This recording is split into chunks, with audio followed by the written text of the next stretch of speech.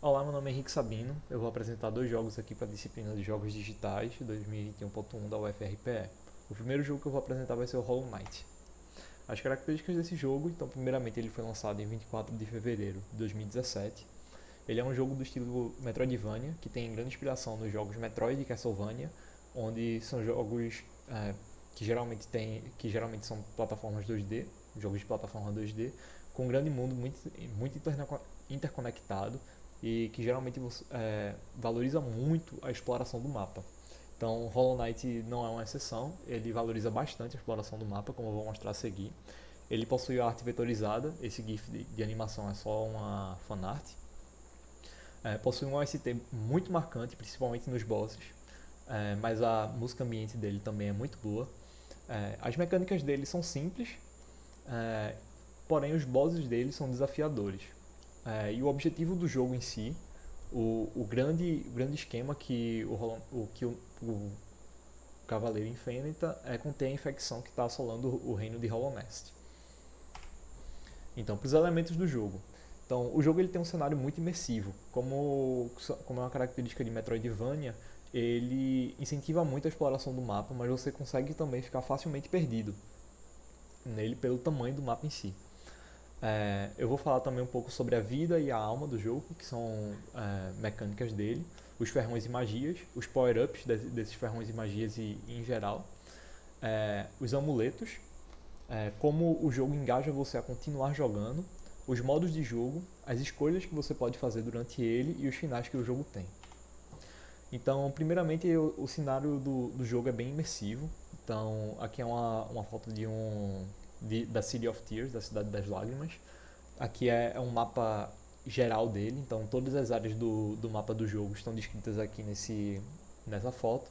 Porém, isso aqui é só realmente alguns locais do jogo. Então, o mapa em si dele é isso daqui.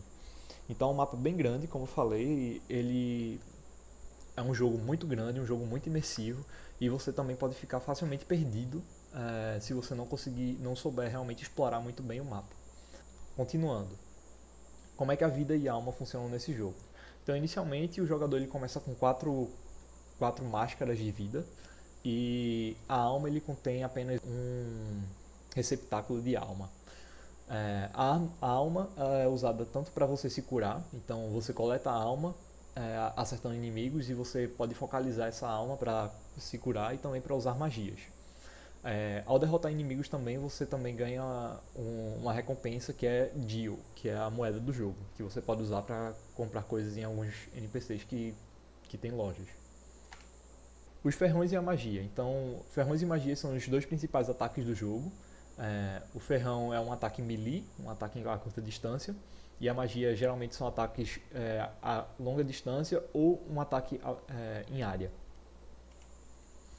A gente também tem o ferrão dos sonhos, que é uma outra mecânica do jogo, é um outro tipo de ferrão que serve principalmente para você lutar contra bosses vivem no mundo dos sonhos e também acertar inimigos, também restaura um pouco da sua alma, que pode ser usada também para coletar magia. Então, os ferrões e a magia, essas são as magias do jogo. Então, como pode ver aqui, essas duas são magias a longa distância. Eles soltam um raio, um espírito, né, e uma alma. Esse daqui é um upgrade da forma branca. Aqui é um ataque AOE, é um ataque em área, para cima. E aqui é um ataque em área também, só que descendente. Então você pula e bate no chão, faz um stomp, né? Que nem alguns personagens do Mario. Continuando para os power-ups.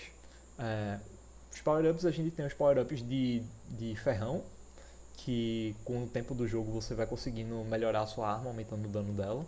Mas também tem os power-ups de vida e de receptáculo de alma. Então com o tempo você vai achando pedaços desses fragmentos de máscara e pedaços do receptáculo de alma que aumenta a sua capacidade máxima de vida e a capacidade máxima de alma em si.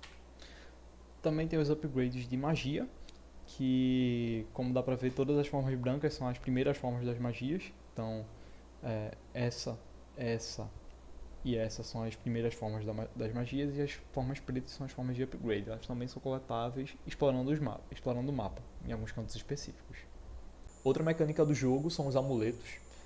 Então os amuletos eles são usados como acessórios para dar um power-up para o personagem principal. Eles só podem ser equipados em uma cadeira, quando você senta numa cadeira e você consegue fazer a troca dos amuletos. E os amuletos eles também são limitados pela quantidade de espaços de amuleto que você tem.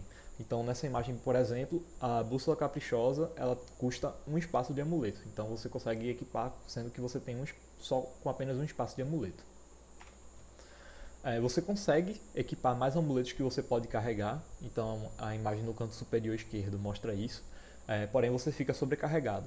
Quando você fica sobrecarregado, obviamente você tem todos os efeitos dos amuletos que você equipou, porém você toma dano dobrado. Então, por exemplo, se o inimigo dá uma máscara de dano, ele passa a tomar o cavaleiro passa a tomar duas máscaras de dano. Se o inimigo dá 2 máscaras de dano, passa a tomar 4.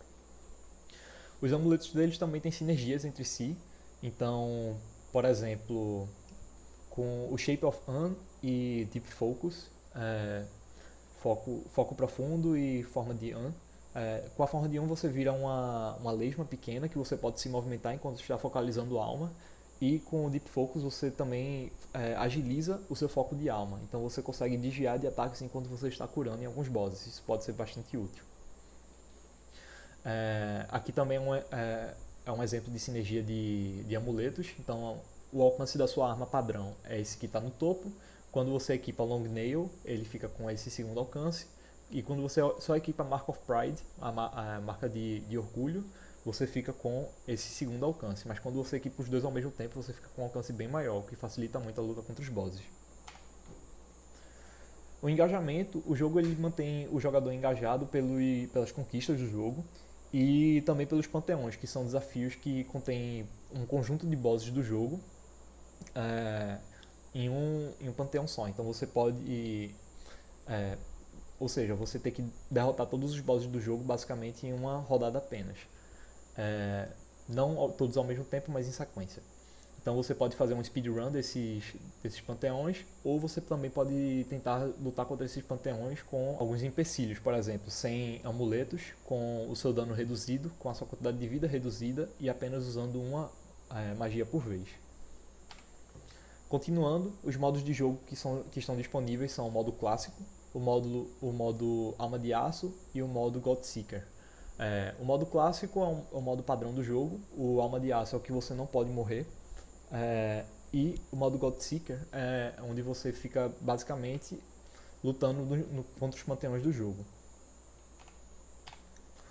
Continuando sobre as escolhas, então as escolhas do jogo geralmente não têm impacto na gameplay, então a primeira escolha que você tem é salvar Zolt de um Vengefly King. Se você não salvar ele basicamente não aparece no decorrer da história, mas se você salvar ele também aparece em alguns outros cantos. Você pode interagir com ele e principalmente nos panteões ele também fica presente. Na DLC da Green Troop você pode escolher banir a Green Troop ou continuar a finalizar o ritual. Esse é o que tem o maior impacto em si na gameplay do jogo, porque se você escolher banir a Green Troop você não precisa lutar contra o Nightmare King Green, o Rei dos Pesadelos Green. Outra escolha que você tem é salvar Cloth ou não. Essa é uma escolha que é um pouco mais sutil. Basicamente, quando você vai lutar contra um boss, se você não escolhe salvá-la, ela lhe ajuda na luta contra ele, porém ela morre no final. Se você escolhe lutar contra o boss sozinho, é uma escolha bem sutil, em apenas um momento da história do jogo que você meio que decide isso. Você consegue lutar sozinho contra o boss e ela fica viva e volta para a cidade inicial do jogo. Também tem o ferreiro, o forjador de ferrões. Quando você pega o último upgrade, o último power up de ferrão, ele decide se matar no final, porque ele não iria conseguir nenhum trabalho melhor do que aquele. Aí você tem a escolha de matar ele ou não. Se você não matar ele encontra uma parceira depois. E também tem os finais. Os finais são 5 finais distintos.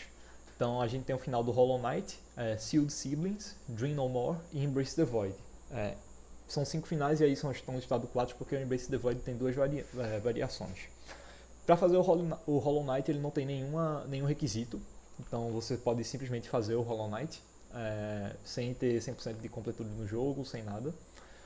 Sealed Siblings, você também... Nenhum dos finais, na verdade, você precisa ter 100% de completude, mas o Sealed Siblings ele requer o amuleto Void Heart, Coração Vazio, assim como o Dream No More.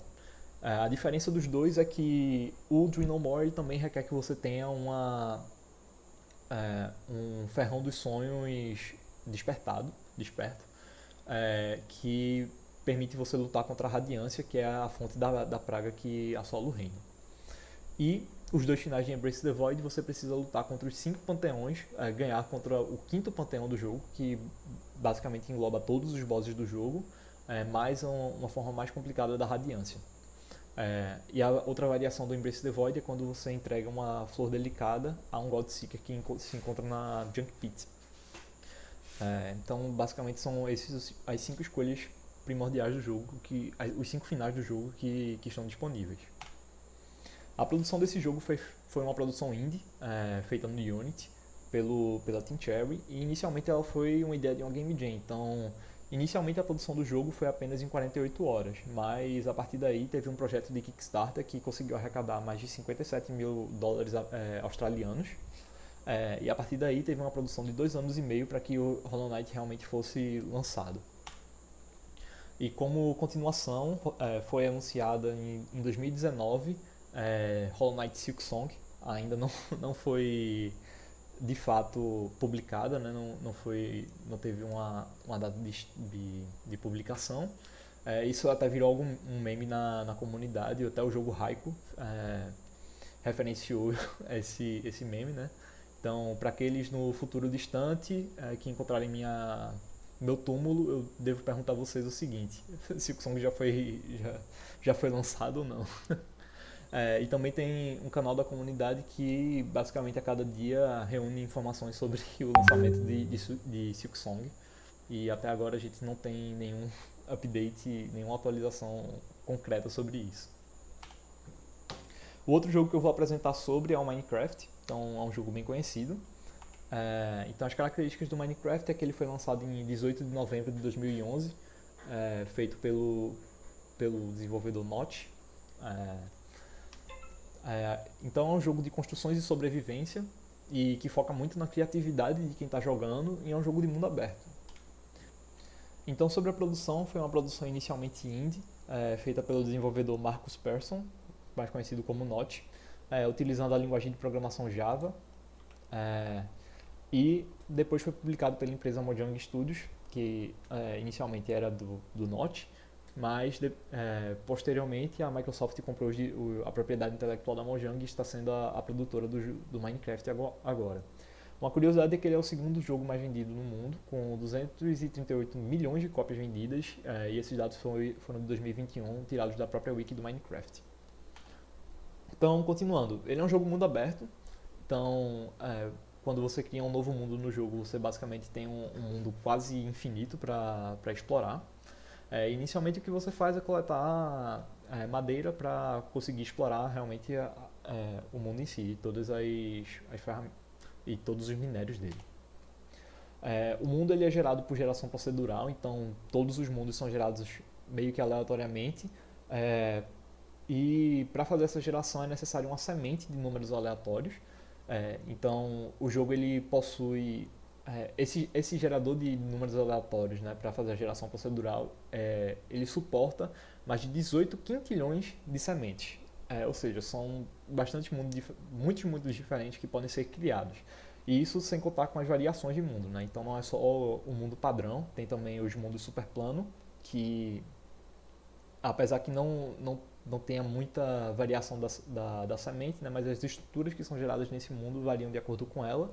E também tem os mundos amplificados, que também são um pouquinho diferentes dos mundos normais. Além disso, o mundo também é limitado nos eixos X e Z, então tem uma barreira nessa parte do mundo que é no bloco 29 milhões. Né? Então Lá é um mundo extremamente grande que dá para ser explorado bastante.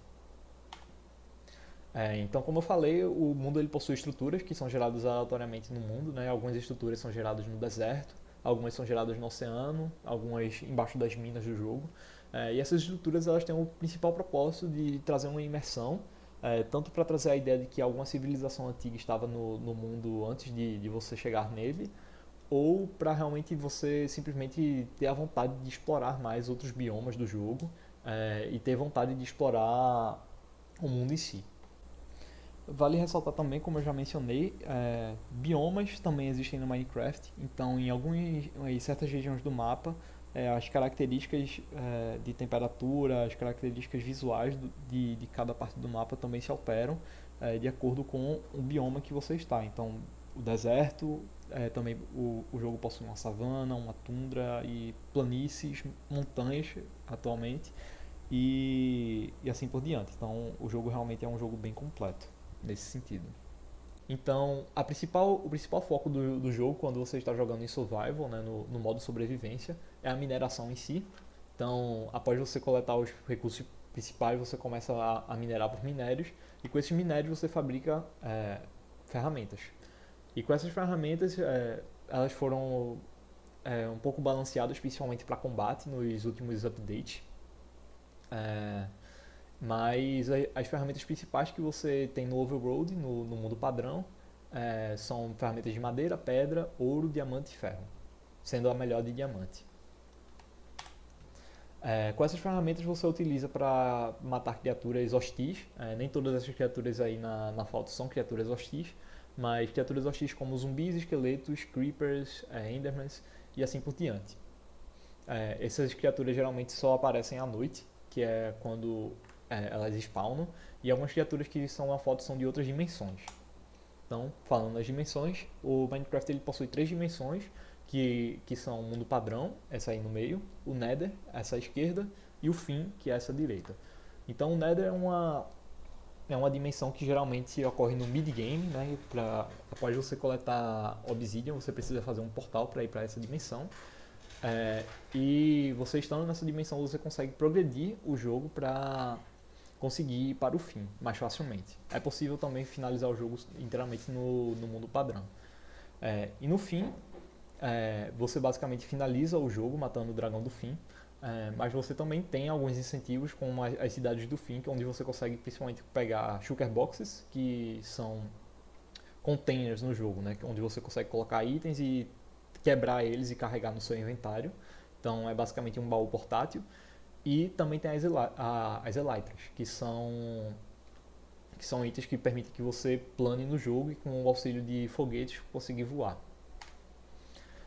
Então, como eu já falei, o jogo está em constante atualização. Então, as atualizações elas contêm conteúdos novos, correções de bugs e principalmente balanceamentos também, principalmente no combate. Então, já houveram anteriormente, né, atualizações que focam no combate específico, que introduziram escudos e também atualizaram os danos de cada ferramenta contra mobs. E a última atualização que teve foi a Caves and Cliffs Parte 2, que basicamente aumentou o tamanho do mundo para baixo e para cima, e adicionou novos biomas de cavernas e trouxe uma imersão bem mais legal para o mundo do Minecraft. Então, continuando, o jogo é um jogo que foca em criatividade, né? Eu não falei anteriormente, mas o jogo também possui um modo criativo, que possui basicamente recursos ilimitados. Então, isso daí é basicamente a construção de Hogwarts inteiramente no Minecraft. É uma curiosidade aqui. E também um dos maiores projetos que está tendo atualmente é o construindo a Terra numa escala 1 por 1 no Minecraft, né? Então o pessoal está com um grupo gigante de construtores construindo as construções humanas na Terra com escala de 1 para 1. A criatividade em si também não é só na parte de construção, mas também na parte de fazer farms automáticas. Então isso daí é uma farm para fazer poções automaticamente. Mas principalmente um dos focos principais dessas farms automáticas é redstone. Com redstone você consegue fazer circuitos lógicos. E com circuitos lógicos tem gente que também faz um computador. Então esse vídeo ele possui um cara explicando, uma pessoa explicando como, não o processo em si, mas ele mostrando o computador que ele conseguiu fazer, um processador no formato MIPS, na arquitetura MIPS, que funciona por completo, tem também um display onde você consegue jogar jogos como Tetris e assim por diante. Para manter a pessoa engajada, o Minecraft ele tem conquistas. Então, as conquistas elas dão uma progressão no jogo, caso você não tenha um senso de objetivo muito forte. Mas também o Minecraft disponibiliza jogos como modos de jogo como multiplayer, onde você pode entrar em servidores e jogar com outras pessoas. E também o Minecraft ele é aberto para mods, para modificações. Não aberto em sentido de código aberto, mas é legal para que as pessoas consigam fazer mods em si no jogo. Então, as pessoas elas conseguem fazer modificações no código fonte para adicionar novas funcionalidades. Esse, por exemplo, essa imagem no canto inferior direito é o modo do Aether, onde adiciona uma nova dimensão. Jogos relacionados ao Minecraft, tem o Minecraft Bedrock Edition, que é uma outra versão que roda principalmente em mobile e em outros formatos como PlayStation e consoles em si.